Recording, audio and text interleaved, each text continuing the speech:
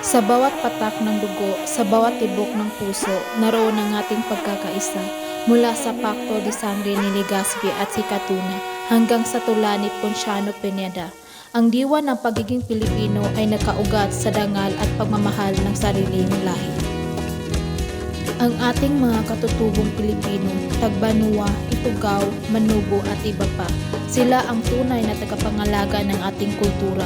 Sa kanilang mga awit, sayaw at panitikan, naroroon ang pinto ng ating pinagmulan. Tulad ng isinulat ni Antonio de Morga sa Sucesos de las Islas Filipinas, ang ating lahi ay mayaman, hindi lamang sa ginto, kundi sa karunungan at kabutihang taglay ng puso. Sa bawat sinulid ng hangin, may kwento ng tapang at pag-ibig. Sa bawat awit ng hangin, may paalala ng lahing marangal at talisay.